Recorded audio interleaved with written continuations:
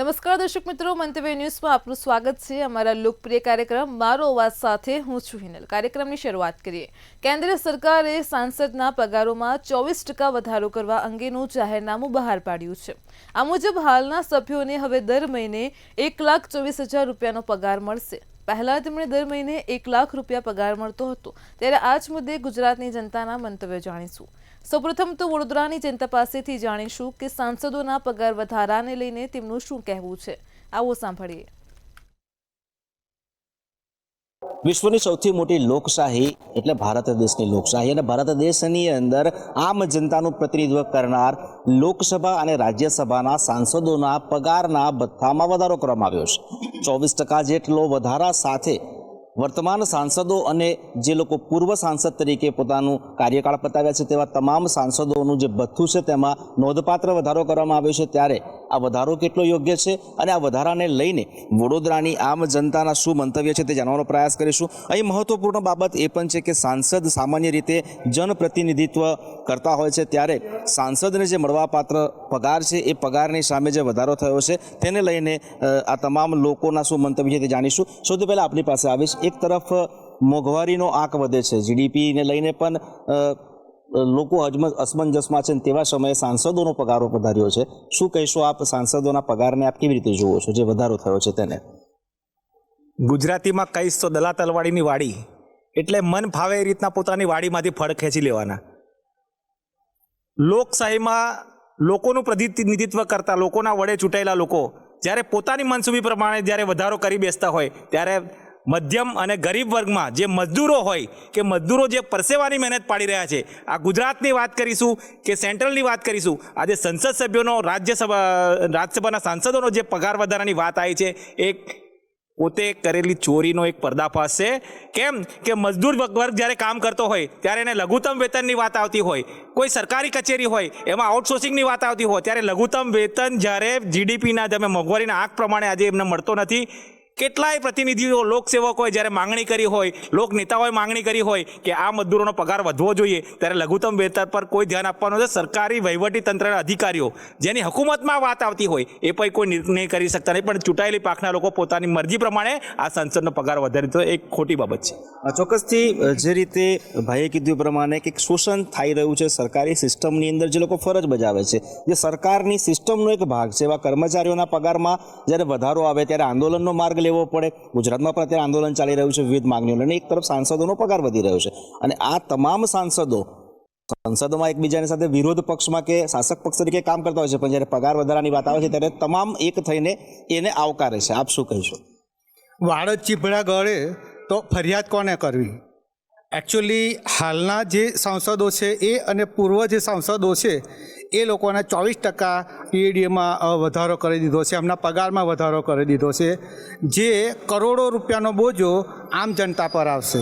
આમ જનતાને જે પ્રકારને એકચ્યુઅલી સુવિધા મળવી જોઈએ અત્યારે મળતી તો નથી, પ્રાથમિક સુવિધા મળતી તો નથી જ, પરંતુ જે સરકારી કર્મચારી કહેવાય એવા જે શિક્ષકો, એ શિક્ષકો પોતાના પગાર માટે જે ઓપીએસ ઓલ પેન્શન સ્કીમ્સ એમને મળવા પાત્ર છે, સરકારે એમને પ્રોમિસ આપ્યું હતું અને એ પણ હજુ આપી શકતા નથી। એટલે આ કેટલી લાચારી કહેવાય, કેટલી શોષણગીરી કહેવાય સરકારી કર્મચારીની, કે એમને આંદોલન કરવું પડે, પોતાના હક માટે આંદોલન કરવું પડે। એવી તો અહીંયા બેવડી નીતિ છે। એક બાજુ સાંસદોનો પગાર વધારે છે અને એક બાજુના શિક્ષકોને, જે શૈક્ષણિક જગતના એ એકચ્યુઅલી લીડર કહેવાય, અને એવા લીડર શિક્ષકોનો અત્યારે પગાર વધારો થયો નથી, એમને જે ઓલ્ડ સ્કીમ આ પ્રમાણે આપવું જોઈએ એ પગાર આપતો નથી, ને એમને આંદોલન પર જવું પડ્યું છે ગુજરાત સરકારની સામે। તો આ એક શરમજનક બાબત કહેવાય।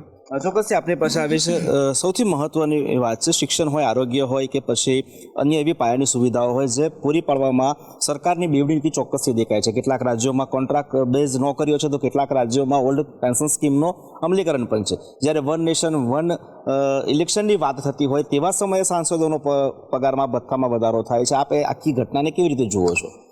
હું એક સામાન્ય નાગરિક તરીકે વિચારું તો હું એક જગ્યાએ જો નોકરી કરી રહ્યો હોઉં તો મને જે પગાર મળતો હોય એ પગારમાં હું આઉટપુટ શું આપું છું, તો એ આઉટપુટની જ્યારે દ્રષ્ટિ કરવામાં આવે તો એ આઉટપુટના બેઝ ઉપર મારા પ્રમોશન હોય, ઇન્ક્રીમેન્ટ હોય, મારા પગાર વધારા હોય.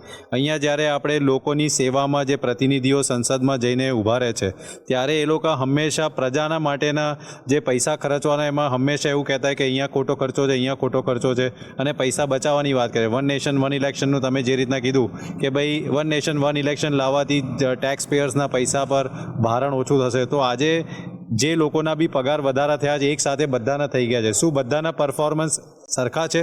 તો પરફોર્મન્સ બેઝ ઇવેલ્યુએશન હવે મને એવું લાગી રહ્યું છે કે જનપ્રતિનિધિ અંદર બી આવવું જોઈએ. એ લોકો કેટલા કાર્ય કરે છે, કેવી રીતના કરે છે, આ પગાર એમને આપવામાં આવે છે યોગ્ય છે કે નહીં, અને જો ન યોગ્ય હોય તો એમના પગાર કપાત થવું જોઈએ. તો કશે બી પરફોર્મન્સ બેઝ નથી, ફક્ત પ્રજાના પૈસે જાતે નિર્ણય લેવાનો હોય એટલે પગાર વધારી દે છે. તો એના માટે ખરેખર ચિંતાનો વિષય છે. જનતાએ બી આના માટે કોઈ ચિંતન અને લોકોને જનપ્રતિનિધિના કોઈ નિયમોમાં બદલાવ થાય એવી આગ્રહ રાખવો જોઈએ.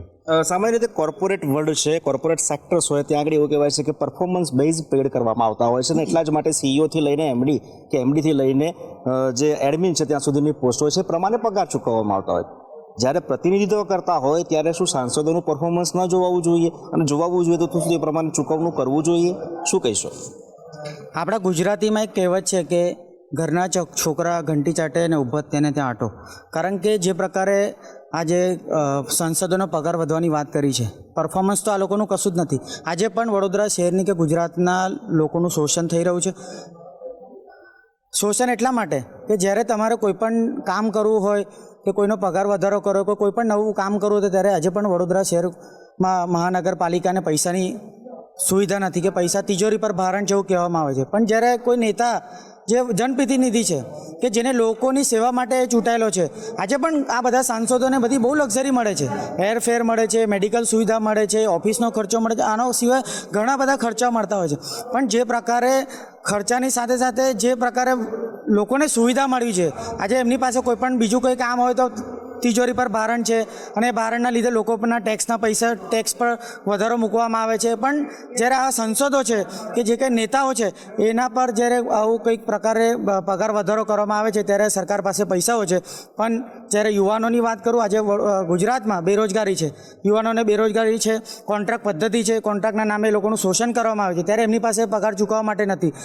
કોર્પોરેશનમાં સ્ટાફ નથી. સ્ટાફ કેમ નથી? તો કે પૈસા ચૂકવવા માટે કે પગાર ચૂકવવા માટે પૈસા નથી. પણ આવા સાંસદોને નેતાઓને ચૂકવવા માટે એમની પાસે પૈસાઓ છે. તો આ બેવડી નીતિનો સખત વિરોધ એક સામાન્ય નાગરિક તરીકે, વડોદરાના નાગરિક તરીકે હું કરું છું, અને આની પર ત્વરિત એક્શન લેવી જોઈએ. ચોક્કસથી આપ યુવા છો, જે રીતે સમગ્ર ઘટનાક્રમ છે કે ભાઈ 2023 એપ્રિલથી કદાચ આ જે લોકો સાંસદો છે તે લોકોને આ વસ્તુ લાગુ પડશે. લાગે છે કે યુવાઓને આમાં પ્રોત્સાહન મળશે, રાજકારણમાં આવશે અને સાંસદ બનવાની ખેવના ધરાવશે, કોઈ પાર્ટી જોઈન્ટ કરશે, અને કેમ કે બહુ સરળતાથી તમે આરામથી મહિને 1 લાખ 1.25 લાખ રૂપિયાનો પગાર જનતાની સેવા કરવાની સાથે સાથે મેળવી શકો છો. શું કહીશો? સામાન્ય રીતે ઉચ્ચ પગાર સુધી પહોંચવું હોય તો એનામાં લાયકાત હોવી જોઈએ. ભણતરનું એજ્યુકેશન પૂછવામાં આવે. જ્યારે રાજકારણની અંદર આવ્યો હોય કોઈ પણ યુવા જ્યારે સાંસદ કે કોઈ પણ બને તો એ સમાજ સેવા માટે, એને પબ્લિકની સેવા માટે આવ્યો હોય છે, ત્યારે તેને પગારની અપેક્ષા ના હોવી જોઈએ. એક બાજુ આપણે સેવાની વાત કરીએ અને બીજી બાજુ મેવા લેવાની વાત કરીએ ત્યારે ક્યાંક ને ક્યાંક ખોટી વાત છે. ગુજરાતના યુવાનની વાત કરું તો એક બાજુ સરકારે ફિક્સ પગારની અંદર એનું શોષણ કરવાનું ચાલુ કર્યું છે, એક બાજુ કોન્ટ્રાક્ટ સિસ્ટમ છે, જ્યારે ફિક્સ પગારમાં એનો પગારનો વધારો નથી કરવામાં આવતો. પણ બીજી બાજુ જે સંસદો છે જે સેવાના નામે મેવા ખાઈ રહ્યા છે તેવા લોકો માટે ચોક્કસ હું કહીશ કે આ બેવડી નીતિ ના ચાલે. આ સેવા કરવા એમને તો પગાર પણ ના આપો તો ચાલે, કારણ કે એટલી બધી સુવિધાઓ ભોગવતા હોય છે તો એમને પગાર આપવાની જરૂર નથી. ચોક્કસથી રાષ્ટ્રહિત એ પરમહિત છે, અને જ્યારે ભારતને વિશ્વગુરુ બનાવવાની ખેવના સાથે સરકાર કામ કરતી હોય ત્યારે ચાહે શાસક પક્ષ હોય કે ચાહે વિરોધ પક્ષ હોય, જ્યારે વિરોધની વાત આવે છે ત્યારે વિકાસના કામો સામે વિરોધ વંટોળ ઊભું કરવા માટે વિરોધ પક્ષના સાંસદો ઊભા થાય છે. પણ જ્યારે ફાયદાની વાત આવે છે ત્યારે બધા એક થઈને આ પ્રકારની યોજનાને આવકારે પણ છે. કેવી રીતે જુઓ છો? કારણ કે મત તમે પણ આપ્યો હતો અને તમારા એક મતથી જ કોઈક સાંસદ બનીને ત્યાં પ્રતિનિધિત્વ કરે છે. જનરલી જ્યારે કોઈ પણ ઇલેક્શન થતું હોય, એ સ્થાનિક સ્વરાજ્યનું હોય કે પછી લોકસભાનું હોય કે પછી એ વિધાનસભાનું હોય, જ્યારે ઉમેદવારો મત માંગવા આવતા હોય છે ત્યારે ઉમેદવારો એ વચનો કરતા હોય છે કે અમે તમારી સેવા કરીશું, તમને પડતી પ્રાથમિક સુવિધાઓ, તમારી જરૂરિયાતની સેવા કરીશું. પરંતુ જ્યારે ઇલેક્શન પતી ગયા પછી જ્યારે એ લોકો સાંસદ કે ધારાસભ્ય બની જતા હોય અને એના પછી જ્યારે સેવા કરવાની વાત આવતી હોય તો એ સેવા ફક્ત ને ફક્ત પોતાની કરતા હોય છે, ના કે જનતાની. અને જ્યારે દેશમાં કોઈ પણ પ્રકારની પ્રાથમિક સુવિધાઓની અછત થતી હોય કે પછી કોઈ પણ પ્રકારની અન્ય ઘટનાઓ બનતી હોય ત્યારે પક્ષ અને વિપક્ષ આમને સામને આવી જતા હોય છે. પરંતુ સૌથી મોટી દુઃખની વાત તો એ છે કે જ્યારે ફાયદો લેવાની વાત આવતી હોય ત્યારે પક્ષ અને વિપક્ષ બે એક થઈને જનતાનું ભૂલીને પોતાની સેવામાં લાગી જતા હોય છે. તો સૌથી મોટી દુઃખની વાત એ જ છે કે જનતા જે આશાએ અને અપેક્ષાએ અમે લોકો જે આશા અને અપેક્ષાએ જે પ્રતિનિધિત્વ ચૂંટતા હોય છે એ પ્રતિનિધિત્વ એ જીત્યા પછી પોતાના માટે કરવા લાગે છે, પોતાનું વીઆઈપી કલ્ચર સ્વીકારી લે છે અને પોતાના જ ફાયદાઓમાં લાગી જાય છે. પરંતુ પક્ષ હોય કે વિપક્ષ એ જનતા માટે અવાજ નથી ઉપાડતી. અને આવા સમયે જ્યારે દેશની આર્થિક પરિસ્થિતિ ક્યાંક ને ક્યાંક નબળી થઈ છે ત્યારે સાંસદોએ પોતાનો પગાર છોડીને અને દેશની આર્થિક પરિસ્થિતિને મજબૂત બનાવવું જોઈએ. ત્યારે તમામ પક્ષ અને તમામ સાંસદો એક થઈને પોતાની આર્થિક પરિસ્થિતિ મજબૂત બનાવવા માટે જો આ પગાર વધારો સ્વીકારતા હોય તો એ દેશ માટે પણ શરમજનક વાત છે. ચોક્કસથી આ તમામ જે લોકો છે તેઓનું સ્પષ્ટ માનવું છે કે જે સાંસદોના પગાર ભથ્થામાં વધારો થયો છે તે અયોગ્ય છે. કેમ કે રાજા જ જ્યારે પ્રજાની હિતની વાતો છોડીને, પરમાર્થની વાતો છોડીને પોતાના સ્વાર્થ માટેનું વિચારશે ત્યારે પ્રજા ક્યાં જશે એવા પ્રશ્નો પણ ઊભા થાય છે. અહીંયા બહુ જ ઉલ્લેખનીય અને મહત્વની એક વાત એ પણ છે કે જ્યારે તમે પ્રજાની પ્રતિનિધિત્વ સામેથી સ્વીકાર્યું હોય, તમે જ્યારે સમાજ સેવાના ઉદ્દેશ સાથે રાજકારણમાં આવ્યા હોય અને પ્રજાએ તમને ખૂબે ખૂબા વોટ આપ્યા હોય અને તમે જ્યારે એ સંકલ્પ સાથે એ વિસ્તારનું પ્રતિનિધિત્વ કરતા હોય ત્યારે સ્વાભાવિક છે કે તમારી આશા અપેક્ષાઓ હોય, કેમ કે તમારે પણ ઘર ચલાવવાનું છે. પરંતુ એ એટલી હદે ન હોવું જોઈએ. આજે દેશની અંદર હજારો લોકોને 2 ટંકનું જમવાનું નથી મળતું. જીડીપીની જો વાત કરીએ તો તે નીચે ઉતરતો રહ્યો છે, રૂપિયો નબળો થઈ રહ્યો છે. તેવા સમયે સાંસદોના આ પ્રકારના જે ભથ્થામાં વધારો છે તેને વડોદરાની જનતા તો સ્વીકારી નથી રહી. અલબત્ત તેઓનું સ્પષ્ટ માનવું છે કે સરકારે આ બાબતે વિચારણા પણ કરવી જોઈએ. કેમેરા પર્સન કેતન સિંધે સાથે તુષાર પટેલ, મંતવ્ય ન્યૂઝ, વડોદરા. દર્શક મિત્રો, કાર્યક્રમમાં આગળ હવે આ જ મુદ્દે સુરતની જનતા પાસેથી જાણીશું કે સાંસદોના પગાર વધારાને લઈને તેમનું શું કહેવું છે. આવો સાંભળીએ.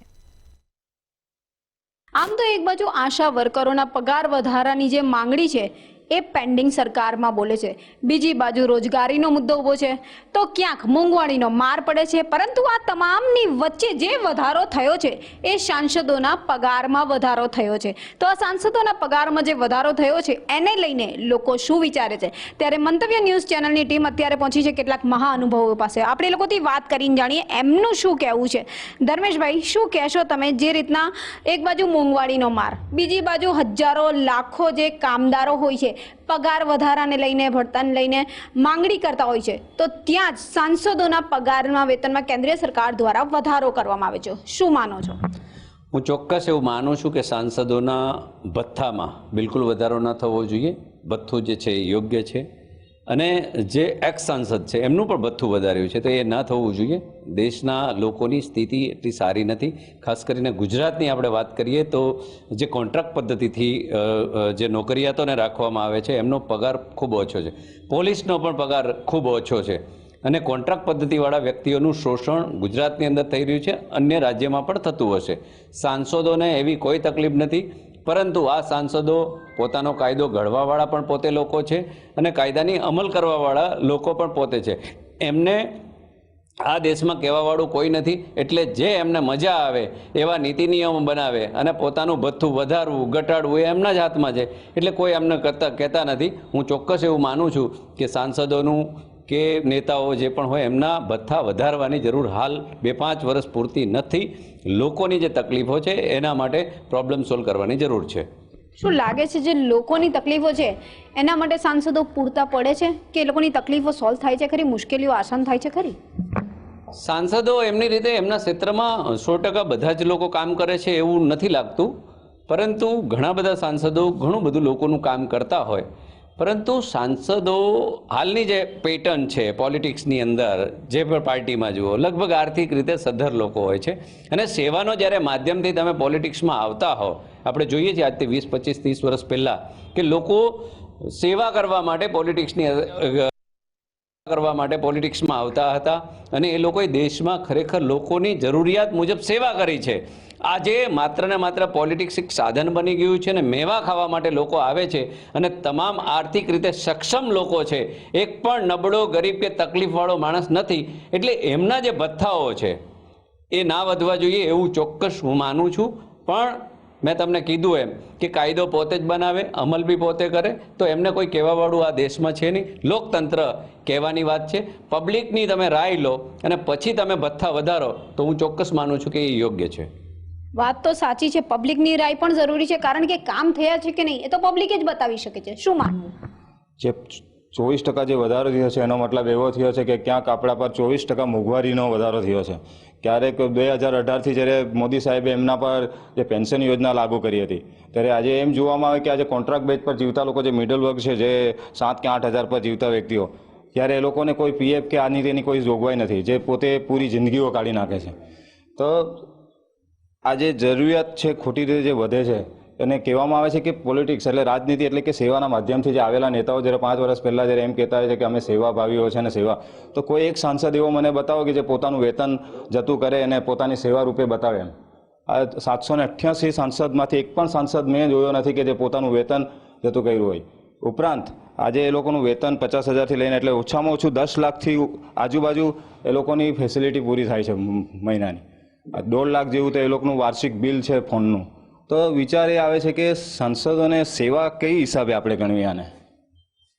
વાત સાચી છે, જો સેવા જ કરવી છે તો પછી આ સેવા કઈ રીતે? કારણ કે જ્યારે વેતન વધારવામાં આવે છે સરકાર દ્વારા, કેન્દ્રીય સરકાર દ્વારા જે રીતે આ વેતન વધારવામાં આવ્યું છે, લોકોના કામો થયા છે નથી થયા ખબર નથી, પરંતુ કેટલીક હજારો લાખો જે પોતાનો પગાર વધારવાની જે અરજીઓ છે તો પેન્ડિંગ જ બોલતી હશે. એવું જ છે, આજના તારીખમાં જોઈ લો, સંસદ છે એ બધાને કોઈ વસ્તુની જરૂરત નથી વધારવાની. આજે જે પબ્લિક મળે છે એ મિડલ ક્લાસ ફેમિલી જ મળે છે, કારણ કે આજે જે 5 વર્ષ પહેલાં જે સેલરી વેતન હતું એ બી આજે અત્યારે એટલું જ છે, લેકિન એની સામે મોંઘવારી 10 ગુના વધી ગઈ છે. આમ પબ્લિકને જ પૂરી તકલીફ છે. આજે સાંસદ લોકોને કોઈ બી પગાર વધારવાની જરૂરત જ નથી. આજે એ ત્યાં દેશમાં બેઠા છે લોકોની સેવા કરવા, કામ કરવા માટે. આવી તો 24% પગાર વધારવા માટે કોઈ જરૂર જ નથી. પગાર વધારવા માટે કોઈ જરૂર નથી, નિયમ પણ એ જ બનાવે છે, નિયમ પણ એ જ અમલમાં મૂકે છે. આપ શું માનો? देखिए, मैं हिंदी में बात करूँगा. देखिए, अभी जो 24% जो सांसदों का पेंशन बढ़ाया गया है, ये इसकी कोई ख़ास ज़रूरत नहीं थी. ठीक है, क्योंकि जितने भी सांसद या विधायक आते हैं, ठीक है, वो अच्छे घरों से होके आते हैं. ठीक है, और उनके पास कहीं ना कहीं वो अच्छे सोर्स है कमाने के, दूसरे रास्ते भी है. आज जो महंगाई जिस तरीके से और बेरोजगारी बढ़ रही है लोगों में, ठीक है, तो मेरा तो मानना ऐसा था कि जो 24% यहाँ बढ़ोतरी हुई है, ठीक है, ये लोगों के हितों में अगर किया गया था तो ज़्यादा अच्छा होता, क्योंकि लोग ज़्यादा इस समय परेशान हैं. ठीक है, अपने काम को लेके, सारी चीज़ों को लेके, और बाकी ये चीज़ तो नहीं करते तो ज़्यादा अच्छा होता. એટલે સ્પષ્ટ છે, જે જાહેર જનતા છે એ પણ હોશિયાર અને સ્માર્ટ જેને કહી શકાય ને, અને ખાસ કરીને સુરત સિટી જેને સ્માર્ટ સિટી તરીકે ઓળખવામાં આવે છે, તમામની જો વાતો, તમામના જે મંતવ્ય સામે આવી રહ્યા છે તે સ્પષ્ટ છે કે સાંસદના જે વેતનમાં વધારો થયો છે એની જરૂર લાગતી તો નહીં હતી, કારણ કે જે રીતે અન્ય લોકોની અરજીઓ પેન્ડિંગ મળી રહી છે, લોકોની જે પોતા પગાર વધારાની જે માંગણી છે એ તો હજી સુધી કાગળ પર જ છે, અને જે સાંસદ છે તેમને તો સરકાર તરફથી પહેલેથી જ ફેસિલિટીઝ તમામ મળી રહી છે. ત્યારબાદ એમના આ નિયમો પોતે જ બનાવીને પોતે જ એની ઉપર અમલ કરે, કોઈ રોકવાવાળું નહીં હોય. પણ જો આ 24% વધારો જો કેન્દ્રીય સરકાર દ્વારા લોકોની ઉપર લગાવવામાં આવતે, લોકોના પાછળ લગાવવામાં આવતે, લોકોના હિતમાં લગાવવામાં આવતે, તો ક્યાંક ને ક્યાંક લોકો પણ સરકારનો આભાર વ્યક્ત કરી શકતે. પરંતુ હાલ સાંસદના વેતનમાં જે વધારો થયો છે એને લઈને તમામમાં હાલ નારાજગી જોવા મળી રહી છે. કેમેરામેન શોએબ શેખની સાથે રાબિયા સાલે, મંતવ્ય ન્યૂઝ, સુરત. દર્શક મિત્રો, કાર્યક્રમમાં આગળ હવે આ જ મુદ્દે રાજકોટની જનતા પાસેથી જાણીશું કે સાંસદોના પગાર વધારાને લઈને તેમના શું છે મંતવ્યો. આવો સાંભળીએ. સાંસદોનો પેન્શન અને વેતન 24%નો વધારો થયો છે અને આને જ લઈને અત્યારે ચર્ચા ચાલી રહી છે. આપણી સાથે રાજકોટથી યુવાનો જોડાણા છે, એમની સાથે જ વાત કરશું. તેઓ શું કહી રહ્યા છે આ મામલે. ચોક્કસથી કહી શકાય કે જે પ્રકારની જે પેન્શન અને જે વેતન વધવાની જે વાત છે તેને લઈને સમગ્ર ભારતમાં ચર્ચા ચાલી રહી છે. શું નામ અને શું કહેશો જે સરકારમાં રહેલા જે સાંસદો છે, જે રાજ્યસભાના સાંસદો છે, તેઓનું વેતન વધ્યું છે, આ મામલે યુવાનો શું વિચારી રહ્યા છે? સૌપ્રથમ મારું નામ રાઠોડ ધ્રુમિલ. આ જે મુદ્દો એક સરકાર દ્વારા બહાર પાડ્યો છે, બરાબર, એ મુદ્દો ક્યાંક ને ક્યાંક તમે જોવો તો એક કોઈક સાંસદ છે તે પોતે એટલો ક્યાંક ને ક્યાંક ભ્રષ્ટાચારી હોઈ શકે છે, ત્યારે એના આવા પગાર ધોરણમાં વધારો કરીને સરકાર તેની પોતાની જ સરકારી તિજોરીઓ ઉપર ક્યાંક ને ક્યાંક વજન વધારી રહેતી હોય એવું આપણે જોઈ શકીએ છીએ. આવા જે ભ્રષ્ટાચારી સાંસદો જે હોય, સારા સંસદોને કોઈને કોઈ રીતે જો આવી રીતે મદદ થતી હોય તો વાત અલગ છે, પણ જે ભ્રષ્ટાચારી સાંસદો છે એમને આ રીતનું જો વેતનનો વધારો થતો હોય તો એ ખોટી વસ્તુ છે.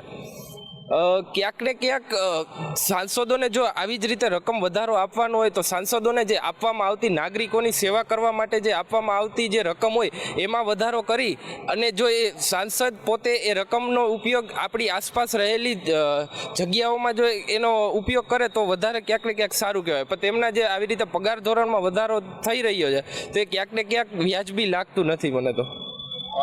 આપ શું કહેશો, ખાસ તો જે સાંસદના પગારમાં જે અત્યારે વધારો અત્યારે કરવામાં આવ્યો છે, પેન્શનમાં પણ વધારો કરવામાં આવ્યો છે, તો લોકોમાં અત્યારે એક ચર્ચા જાગી છે, શું ખરા અર્થમાં સાંસદોનો પગાર વધવો જોઈએ કે નહીં? શું કહેશો? મારું નામ પાર્થ બગડા છે. સૌપ્રથમ તો સાંસદોના પગારમાં જે 24% વધારો કરવામાં આવ્યો, પહેલાં તો આપણે એ સમજવું જોઈએ કે સાંસદોનો અને પૂર્વ સાંસદોનો પગાર અને જે પેન્શન છે તે સરકારી તિજોરીમાંથી થાય છે. સરકારી તિજોરી એનો મતલબ એ નથી કે સરકારના પૈસા છે, એ આપણા જેવા હરેક નાગરિકના ટેક્સમાંથી એ તિજોરી ભરાય છે, એને સરકારી તિજોરી કહેવાય છે. અને એ તિજોરીમાંથી આ સાંસદોના પગાર વધારા થવાના છે. તો ક્યાંક ને ક્યાંક એવું થવું જોઈએ કે દુનિયામાં, ભારત દેશમાં નાગરિકો ઘણા બેરોજગાર છે, કે ઘણા ખરા યુવાનોનો બેરોજગારીનો સ્તર વધતો જાય છે, તો આ પૈસાનો ક્યાંક ત્યાં ઉપયોગ કરો તો લેખે લાગે. બીજી વસ્તુ, સફાઈ કામદારો ઘણા સમયથી પગાર વધારાની માંગ કરી રહ્યા છે, ત્યારે તો સરકારની આંખ આડા હાથ આવી જાય છે. તો ખરેખર પગાર વધારો ત્યાં થવો જોઈએ કે જે ખરા અર્થમાં મહેનત કરે છે અને દેશને સ્વચ્છ રાખવાનું કામ કરે છે. ઘણા આપણા વિદ્યાર્થીઓ, યુવાનો જે ભણીને આગળ આવે છે છતાં પણ બેરોજગાર રહી જાય છે. ખરેખર તો આ પૈસાની રકમ ત્યાં વપરાવી જોઈએ. આપ શું કહેશો, એક યુવા તરીકે શું વિચારી રહ્યા છો જે પ્રકારનો અત્યારે જે નિર્ણય આવ્યો છે, એટલે કે જે પગાર અને જે પેન્શન વધારવાની જે વાત સરકાર કરી રહી છે અને વધારી પણ લીધું છે, યુવાનો શું વિચારી રહ્યા છે આ મામલે? મારું નામ ધ્રુવિલ પટેલ. અત્યારે આપણે જોઈ રહ્યા છીએ કે સાંસદોનો પગાર ધોરણ 24% જેટલો ધરખમ વધારો થયો છે. તે તમામે તમામ રૂપિયા સાંસદોના નથી, તે આપણી સામાન્ય જનતા, ગરીબ જનતાના પૈસા, ટેક્સના પૈસા છે. તેની તિજોરી પર, ભારત દેશની આપણી તિજોરી પર ઘાવ લાગ્યો છે. જેમ કે આપણે જોઈ શકીએ છીએ કે નાના પરિવારો છે, ગરીબ પરિવારો છે, મધ્યમ વર્ગો છે, ત્યાં ક્યાંક ને ક્યાંક મોંઘવારીનો સામનો કરી રહ્યા છે. ગેસના બાટલાના ભાવ વધી રહ્યા છે, વીજળી બિલના ભાવ વધી રહ્યા છે, પેટ્રોલના ભાવ વધી રહ્યા છે, ક્યાંક ને ક્યાંક મોબાઈલ બિલના ભાવ વધી રહ્યા છે. તેને મોંઘવારી નડે છે તો તે નકરું આંદોલન કરે છે, તો તેના સામે કોઈ ધ્યાન સરકાર દેતું નથી. અને સામે જોઈએ છીએ કે આપણે સાંસદ હોય તેને ગાડીઓ પણ મફત મોકલવાનું, પેટ્રોલ પણ મફત આપે, તેના લાઇટના બિલના પણ પૈસા આપણી સરકારી તિજોરીમાંથી જ ખાલી થાય છે. તમામે તમામ રૂપિયા સરકારી તિજોરીમાં, તો તેને શેની મોંઘવારી નડે? તે 25,000 તો તેને પેન્શન આપતા પૂર્વ સાંસદોને, એનો ભથ્થો વધારીને પણ 3100 કરવામાં આવ્યો છે. તો એ શું કામનું? 6,000 એને ક્યાં એટલી બધી એને મોંઘવારી ક્યાં નડે છે? એ તો આવડા રોડ રસ્તા બનાવે, ભ્રષ્ટાચાર કરીને બધે કટકીઓ કરી નાખે છે. એ તો ભ્રષ્ટાચાર કરીને કરોડો રૂપિયા કમાય છે, તો એના 2-5 હજાર રૂપિયા, 25,000 રૂપિયા એને શું ફેર પડે? કાંઈ ફેર પડે નહીં. આ સરકારે આપણા દેશની તિજોરી પર, સામાન્ય જનતાના ટેક્સ ઉપર મોટો ઘાવ લાગ્યો હોય તેવું લાગી રહ્યું છે. આપ શું કહેશો, એક યુવાન તરીકે શું વિચારી રહ્યા છો જે નિર્ણય આવ્યો છે આ નિર્ણયને લઈને? સૌ પ્રથમ તો આ 24%નો જે પેન્શન અને પગાર ધોરણમાં વધારો કર્યો છે સાંસદમાં, તે તદ્દન વાત સાવ ખોટી છે. આ બાબતે સામાન્ય જનતા છે તેના કરના પૈસા આ સાંસદોને આપણે ગાડીઓના પેટ્રોલ છે, પછી એને સામાન્ય રીતે સરકાર દ્વારા સેવા પૂરી પાડવામાં આવતી હોય, તે બધું સામાન્ય જનતાના ટેક્સના પૈસા થતું હોય છે. અને આમાં તદ્દન બધી વાતો સાંસદને આપણે સેવા પૂરી પાડતા હોય તો આ વાત સાવ એટલે સાવ ખોટી છે. કારણ કે નાના નાના માણસો જે દિવસ રાત મજૂરી કરીને રાતે માંડ ખીચડીના પૈસા ભેગા કરે છે, અને આ સાંસદો આવી રીતે પગાર વધારો કરીને તે લોકોને પૈસા સરકારી તિજોરીમાંથી આપી દેવામાં આવે તે અયોગ્ય છે. આ ચોક્કસથી આ હતા આપણી સાથે રાજકોટથી યુવા વર્ગ કે જેઓ જણાવી રહ્યા છે કે જે સાંસદોને જે અત્યારે 24% પગાર વધારો જે આવ્યો છે અને આ સાથે જે પેન્શનમાં પણ વધારો જે કરવામાં આવ્યો છે તે તદ્દન ગેરવ્યાજબી છે. મહત્ત્વની બાબત એ છે કે અનેક એવી જે જે લોકો છે કે જેઓને ખરા અર્થમાં પગાર વધારાની જરૂર છે તેઓને આ પગાર વધારવો જોઈએ, ન કે આવા સાંસદોને. ચોક્કસથી કહી શકાય કે એક બાજુ સંસદમાં પણ આ પ્રકારની એક ચર્ચા જે શરૂ કરવામાં આવી હતી અને ત્યારબાદ તેઓનો જે પગાર છે તે વધારવામાં આવ્યો હતો, ત્યારે બીજી બાજુ સામાન્ય લોકો પણ પોતાની જે મંતવ્ય છે તે આપી રહ્યા છે કે સાંસદોને પગાર વધારવાના કારણે ક્યાંક ને ક્યાંક જે બોજો વધ્યો છે તે બોજો સામાન્ય લોકોનો જે કહી શકાય કે જે કર આપે છે તેનાથી જ સંસદોને જે કર જે પૈસા છે તે આપવામાં આવે છે, એટલે કે તેમનો જે પગાર છે તે આપવામાં આવે છે. તે ન કરીને જે સામાન્ય જે જનતા છે કે જે ખરા અર્થમાં જે સરકારી નોકરી કરી રહ્યા છે, જે મહેનત કરી રહ્યા છે, તેઓનો પગાર વધવો જોઈએ. ખબર છે લલિત વ્યાસ સાથે ધ્રુવ કુંડેલ, રાજકોટ. દર્શક મિત્રો, મારો અવાજમાં હાલ આટલું જ. કાલે ફરી મળીશું એક નવા અને રસપ્રદ મુદ્દા સાથે. ત્યાં સુધી પડે પણની અપડેટ મેળવો માત્ર મંતવ્ય ન્યૂઝ પર. નમસ્કાર.